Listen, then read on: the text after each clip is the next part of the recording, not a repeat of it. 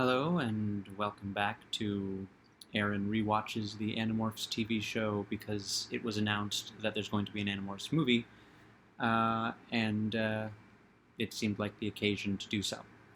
I'm going to start this time around with performances and characterizations, not the same thing.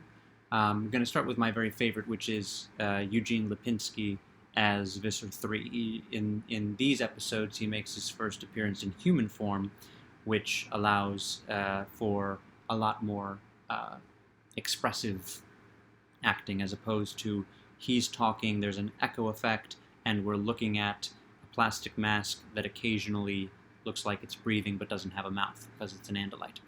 I was excited to see him even when I first was watching, because when I was first watching, it was only a few years after the movie Harriet the Spy came out, and that is probably my favorite children's movie, and he, in that movie, is Rosie O'Donnell's boyfriend, the guy who rides the bike and delivers the vegetables, and very sweet, funny, non-threatening guy, and makes a delicious villain. He's got some great line readings. My favorite was actually the third of these episodes, The Escape, which is actually the Underground, but they used the title Underground for episode 3, which was really the Invasion Part 2. But anyway, it's the one with the oatmeal. And Axe, they're down in the Yerk pool. They have been captured, or they've been found out, and Axe threatens, if you don't release us, we've got the oatmeal. We will throw the oatmeal in the Yerk pool and poison it. And Visser 3 says, I'm not going to say it the way he says it, or even the exact line, but he says there are 1,000 Yerks in this pool, a small fraction of all Yerks, but you are the last Andalites on Earth. I am willing to sacrifice. What he says is, what makes you think I wouldn't sacrifice 1,000 Yerks for that? That being getting rid of the last Andalites on Earth. And, we know how that turns out. And that kind of gets to the first. Earlier, the Animorphs have the first of their kind of ethics discussions of, we're going to kill a lot of Yerks if we put the oatmeal in the pool. Should we do that? Do we want to kill all the Yerks? They decide better that than poisoning the Yerks while they are in their human hosts. But people who have read to the end of the series know how the series ends, and again, in the TV show, at least, I'm not sure in the book, but in the TV show, this is the first discussion of how many do we want to kill at a time if we can. But getting back to his performance, it's just a delicious villain performance. There are more his line readings mostly, but also just the look on his face. It's real. He's nobody's bad, but he stands above, as villains often do. Villains, people playing villains have a generally easier job than people playing the heroes. It shouldn't always necessarily be the case, but it is. Villains tend to be more scenery-chewing, more interesting, have cooler lines to say. This isn't one where you see his face when he's saying it, but in The Message, which is it was the second episode in this grouping, then they're in the building where they're recovering Axe, and the Animorphs are in the alley, and the Yerks are in the building, and the Animorphs have shut the door, and the human Yerks can't get through, and you see the tail blade coming in, and you hear Visser 3 saying, "Out of the way." Just threatening. It's better when he does it than when I do it. So he's definitely, I think he's the thing that I remember most from the series, most clearly and most easily. And I'm very happy whenever he's on the screen. The Tailblades also. With the arrival of Axe, we get the first look at the Tailblades, and they are, because Axe threatens Cassie with the Tailblade. The Tailblades, they're like jagged, bony blades. It's a really interesting thing, and it both goes along with the aesthetic of the show, which is we don't have a huge budget. We're going to do our best, but we can't make things look slick and cool. But the tail blades shouldn't, because one, they are bone, and two, they are used for fighting. Not so much in the Andalite duel in one of the other episodes in this grouping, but I'll get to that. Sticking on performances and characterizations for a while, I don't have any complaints about any of the performances. As far as actors, Sean Ashmore, Brooke Nevin, Boris Cabrera, Christopher Ralph, and Nadia, don't want to screw up her name, Nascimento, the main ones, and Paolo Costanzo plays Axe. I don't have any complaints about their performances as they do what is in the scripts for the show. But the characterizations kind of blend together. They don't have the distinct characteristics in the book so much, at least as much as they do in the book, or anywhere near it. They're all intense. They can be kind of broody. They also all have their lighter moments. Marco does have more jokes than the others, but for instance, Rachel is the one who I notice most, because Jake and Tobias are kind of, at least toward the beginning, they're not as interesting as characters, not as distinct as characters. But Rachel, she gets to do the "let's do it," and Marco makes fun of her for saying "let's do it," and he's also not as reluctant to go on missions as he is in the books before he finds out that he's got a blood relative in the game already. So that's like he gets to tell jokes, but they all kind of get to tell jokes, and he's missing that part of not wanting to participate. But Rachel in particular, the first of these it's called Between Friends, but it's The Visitor, and it's the one where she spies on Principal Chapman because she's worried about her friend Melissa Chapman, and she turns into a cat, and she goes and she gets captured. This is also the book in which I think this is how the scene plays out. Rachel is walking home from gymnastics, and she gets catcalled by some guy going by in a car, and she starts to morph into an elephant because she's so angry. And Rachel is the rage monster of the Animorphs in the books. And there's just no hint of that side of Rachel, and constraints, and it's on Nickelodeon, and it's a kid's show. You can't do with Rachel what Catherine Applegate does with Rachel in the books, but it loses something, and that's one of the things that makes her distinct. And if you can't do the thing that makes her distinct, or you don't, for whatever reason, then she kind of blends together with Jake. And Cassie, too. She gets the Cassie's having more fun with the morphing thing, and knows more about animals and is more excited about being involved with animals. But it's kind of like Marco telling the jokes. It's there, but it's not character defining like it should be. And maybe as we go on, it will get to be more. But that's I mentioned that I wanted to give a few more episodes before saying anything about the performances in the other video, the last video, and that is the sense that I got. Like, they're all kind of there, but not to the level that they are in the books, and it doesn't seem like the characters are going in that direction. I will, stay tuned. Maybe Dangerous Rachel will come out. Maybe Geeky Cassie will come out. But so far it seems like they're all kind of blending together, like they do when Axe morphs into all of them simultaneously. So those are the first things that I wanted to talk about: the performances, the very distinct one from Eugene Lipinski as Visser 3, and the not so distinct, still I enjoy watching them, but less distinct characterizations of the Animorphs themselves. I wrote down Hork-Bajir guards are freaky. The Hork-Bajir look better and better as it goes on.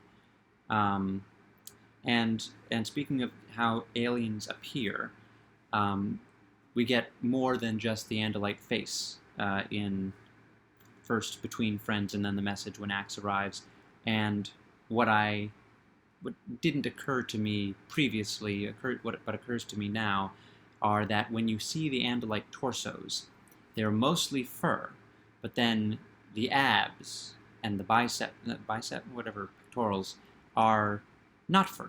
I don't want to say shaved, because I don't think that the Andalites shave their bodies, but they are not furry, and like the rest of the Andalite. And on the book covers featuring Andalites, I've got one here. See, Axe has abs, but the abs are fur covered. And in the show, they're not fur covered. What were they going to do when if they got far enough for the female Andalites to come on the scene? I can think of 2 female Andalites off the top of my head. One is in the main action of the main series. The other, of course, is Aldrea from the Hork-Bajir Chronicles. But what were they going to do when they got there? Why not? Why make that section not furry? I wonder. It probably would have been cheaper, because then you just have the blue furry sweater and you don't have to glue a breastplate to it. That's just something. But the tail blades are really cool as far as the physical look of the Andalites. In the TV show, the first episode, again, based on The Visitor, which takes place right after the invasion. At the end of the invasion, the book, Tobias flies to Jake's room, reveals that he's stuck in Morph. In the TV show, he reveals it to Rachel first. At least he seems to. We don't see him reveal it to Jake, and I think that they next in the barn soon thereafter, and they are all discussing it, and Jake is learning of it for the first time. And it's another way in which the characterizations and the relationships in the book were not brought. It's not that they didn't translate to the screen, it's that they were not brought. And when you're making a show for teenagers, the romantic element is perhaps more important than the platonic friendship element.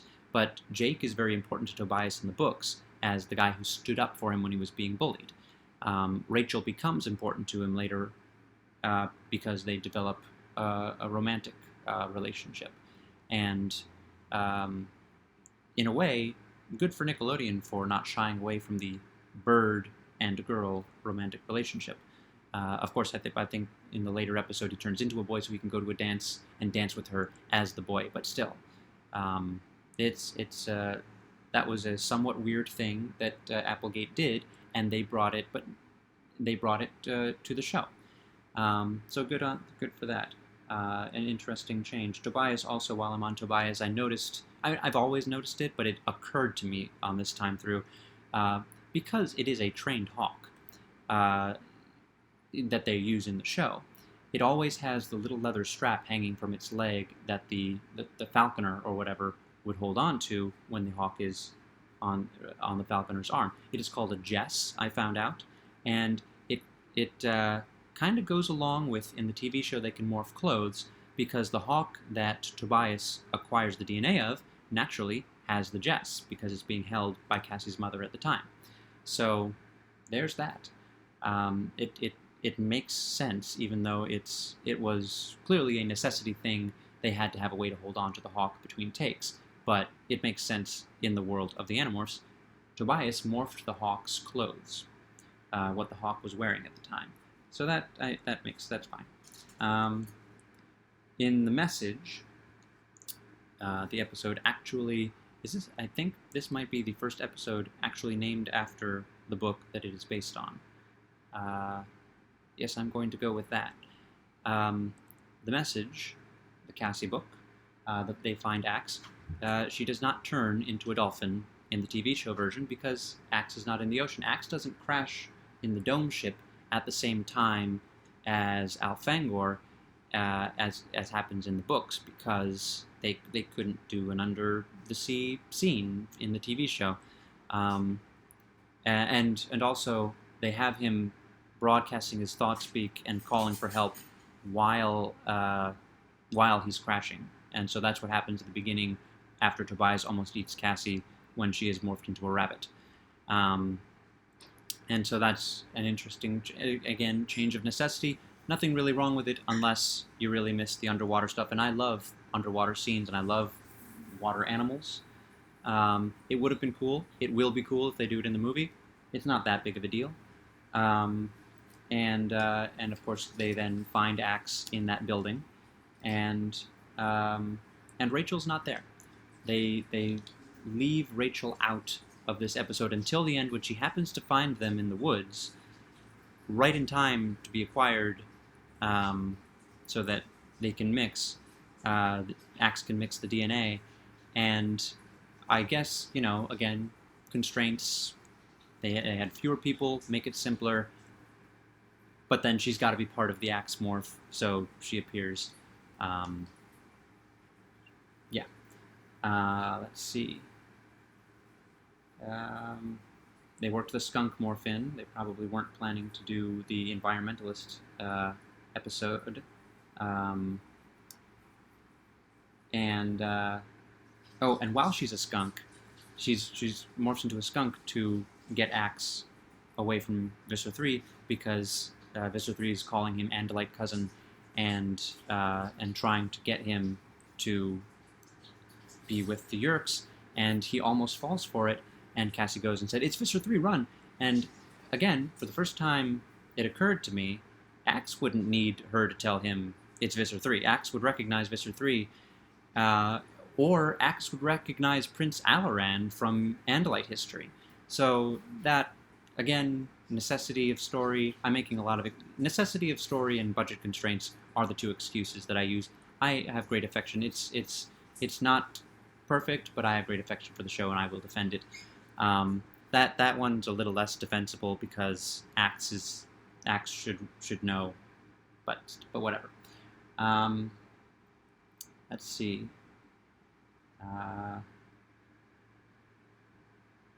Let's see. Oh, I wrote down, because between watching Animorphs, I saw the movie Legend, which is from the 1980s sometime. It's got Tom Cruise and Tim Curry, and is worth a viewing if you like things like Labyrinth. And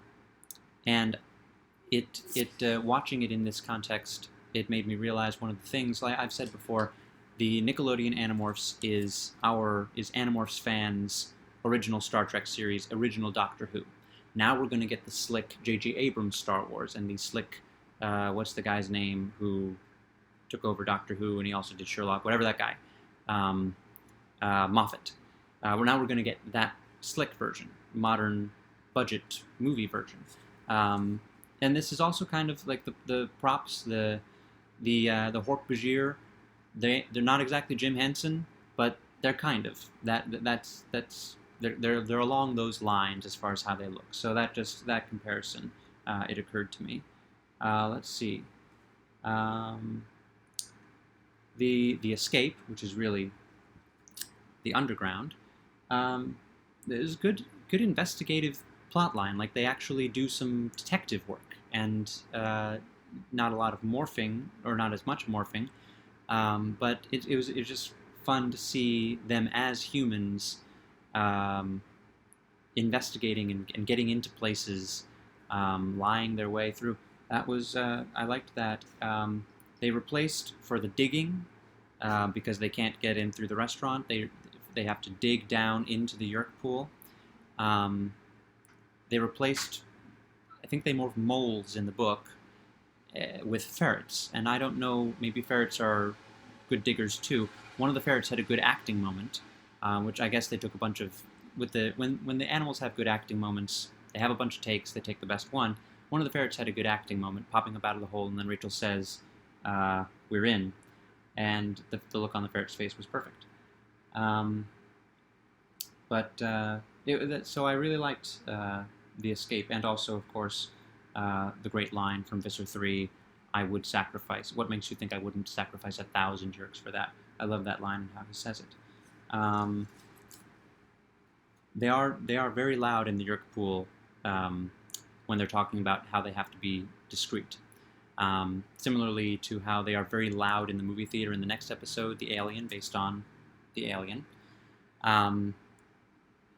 including talking about how Axe might not be human and that sort of thing in the movie theater in front of other people, but there's no voice issue until he starts laughing in trying to approximate human laughter and also raving about the popcorn. But that's a thing that every movie or TV show you've seen, there's probably been a scene in a movie theater or a theater where they're talking loudly and nobody seems to care.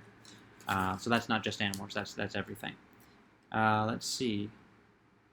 Similar to how Axe would recognize Visser 3 or War Prince Alaran, he sees a picture of Marco's mother that Marco keeps in a drawer, and I'm just wondering if he would recognize. I don't remember from reading Book 5.